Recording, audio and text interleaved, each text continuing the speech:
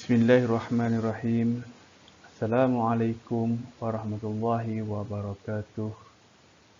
Alhamdulillah, bersyukur kehadrat Allah Subhanahu Wa Taala kerana cikgu masih lagi diberi kesempatan untuk mengadakan sesi PDPR bersama murid-murid cikgu 5 Sevi sekalian.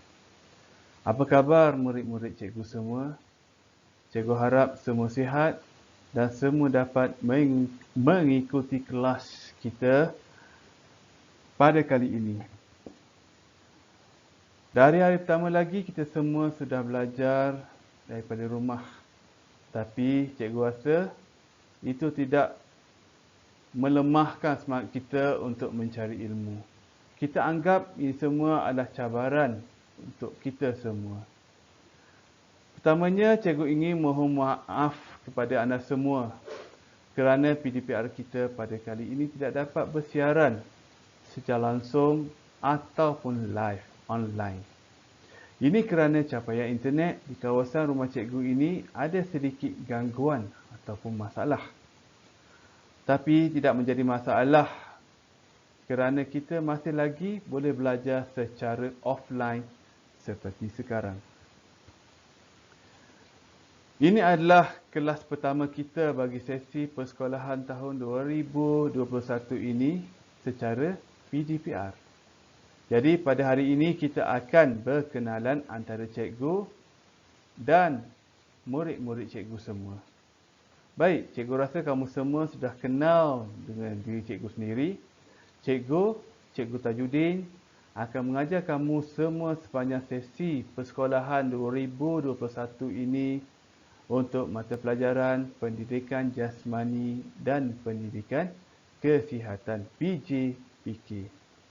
Dan yang kedua, hari ini kita akan belajar pengenalan tajuk-tajuk dalam PJPK ini supaya kita dapat bersedia dan kita tahu apakah persediaan yang harus kita lakukan untuk kita semua belajar mengenai pendidikan jasmani. Okey, baik. Mari kita tengok.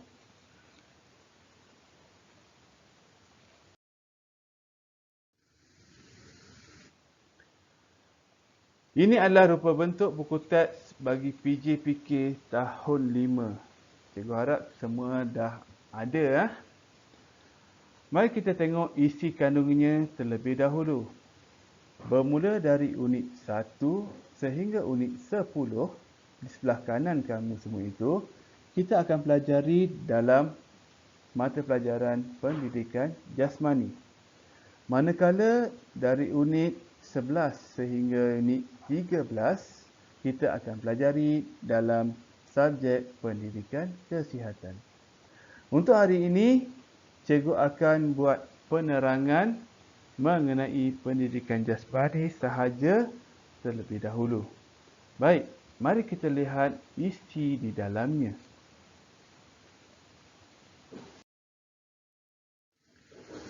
Okey, untuk unit 1, unit yang pertama.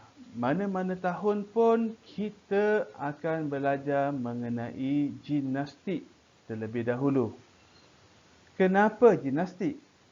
Kerana gimnastik ini melibatkan pergerakan asas di dalam kehidupan kita, kehidupan seharian kita sebenarnya. Kita akan belajar mengenai imbangan. Kita akan belajar mengenai pendaratan, hamburan dan juga putaran. Okey, salah satu aspek mengapa kita harus tahu gimnastik ini ialah kerana ia dapat mengelakkan kita daripada mengalami kecederaan tanpa jangkaan kita semua, seperti tergeliat ataupun terjatuh. Okey. Seterusnya unit 2, riang ria di dasar lautan. Okey, kalau kita semua tengok daripada gambar yang di hadapan kamu semua pun, ada yang memakai prop, memakai pakaian yang bertema haiwan, sotong, ikan dan lain-lain. Jadi dalam unit ini kita akan belajar mengenai pergerakan berirama. Ia berkehendakan kita belajar mengenai ruang dan juga muzik. Kita bergerak berdasarkan keadaan sekeliling. Okey, untuk unit 3, serang menang. Dalam unit ini kita akan belajar mengenai kategori serangan dengan cara yang betul. Mungkin kamu semua pernah main dekat padang. Okey, baik dalam permainan ataupun dalam pelakuan harian kita. Nak memintas bola, nak melakukan terjahan, ataupun kita semua nak menjaringkan gol dalam permainan bola sepak. Itu adalah salah satu daripada apa yang akan kita belajar dalam unit 3 ini. Baik, untuk unit 4, handal jaring. Dalam unit ini adalah mengenai permainan berdasarkan jaring sebagai pengadangnya. Okey, contohnya seperti bola tampar, badminton, sepak takraw ataupun pingpong.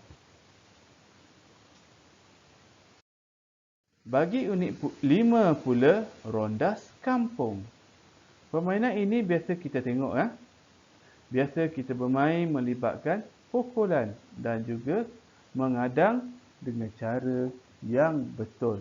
Okey, cikgu percaya kamu semua mungkin pernah bermain permainan ini semua semasa tahun 4 ataupun tahun 3 dahulu. Baik murid-murid, kita terus ke unit 8 kerana di unit 7 ia melibatkan sukan akuatik. Di mana sukan akuatik ini melibatkan air seperti renang. Yang mana bukan menjadi pilihan sekolah-sekolah biasa termasuk kita SK Bukit Limau ini. Kerana kita percaya, tahu kita semua kekurangan fasiliti kolam renang tak ada dan juga tenaga pengajar.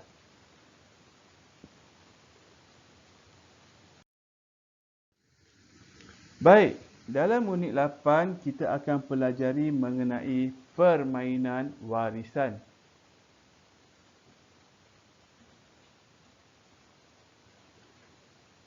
Okey, minta maaf cikgu tertinggal untuk unit 6, tak apalah.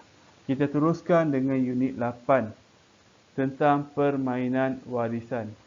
Kita akan belajar, pada tahun ini kita akan belajar tentang rekreasi dan kesenangan. Okey, kali ini seperti tahun 4 yang lepas, kamu belajar macam mana untuk memasak khemah. Okey, kali ini kita belajar mengenai ikatan dan simpulan untuk menghasilkan gadget. Okey, seterusnya untuk unit 9, cergas selalu. Dalam unit ini kita akan diberikan penekanan mengenai sesi memanaskan badan dan menyejukkan badan. Dan aplikasikannya ia dalam kehidupan seharian kita semua. Kerana sebelum kita memulakan apa-apa aktiviti, kita kena memanaskan badan, dan selepas selesai melakukan apa-apa aktiviti, kita mesti melakukan aktiviti menyejukkan badan. Dan dalam unit ini kita akan dinyatakan faedah-faedah kenapa kita harus melakukan perkara itu. Baik, unit yang terakhir dalam pendidikan jasmani tahun 5 ini, cergas dan sihat.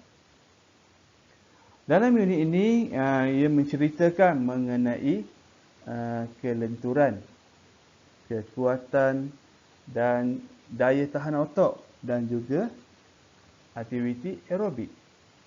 Dalam unit ini juga ia melibatkan aktiviti wajib yang harus kita lakukan setiap murid dari kamu semua pada setiap tahun.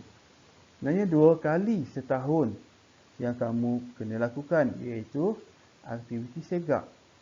Yang mana kita akan mengumpulkan, cikgu-cikgu semua akan mengumpulkan data untuk setiap aktiviti yang kamu semua lakukan. Dan kita akan menyimpan data tersebut untuk dibuat analisa. Okey? Itu adalah 10 tajuk unik dalam pendidikan jasmani. Baik.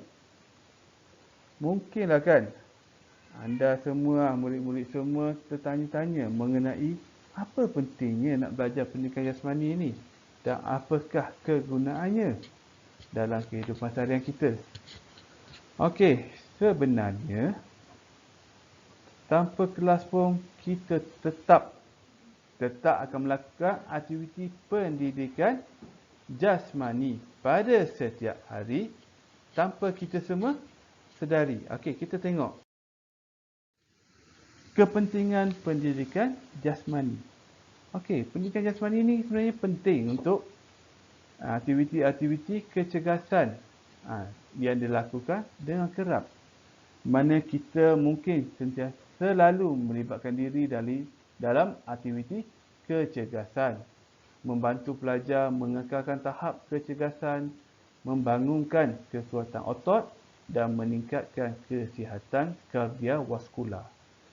Aktiviti kecergasan juga boleh meningkatkan penyerapan nutrien oleh badan, memperbaiki proses pencernaan dan meningkatkan proses fisiologi tubuh. Itu yang pertama ya, aktiviti kecergasan yang dilakukan dengan kerap. Yang kedua, dalam pendidikan jasmani ini kita boleh membina keyakinan diri. Sebenarnya proses kerja dalam pasukan dapat meningkatkan kemahiran komunikasi dan kemahiran yang diperlukan untuk bersama serta bekerjasama dengan pelajar, kawan-kawan kamu yang lain yang berbeza, mungkin berbeza latar belakang dari segi etnik, jantina, juga personality. Seterusnya kita tengok yang ketiga. Kenapa? Ia boleh meningkatkan kemahiran motor. Di mana sini penting untuk pembangunan kemahiran motor asas dan peningkatan refleks.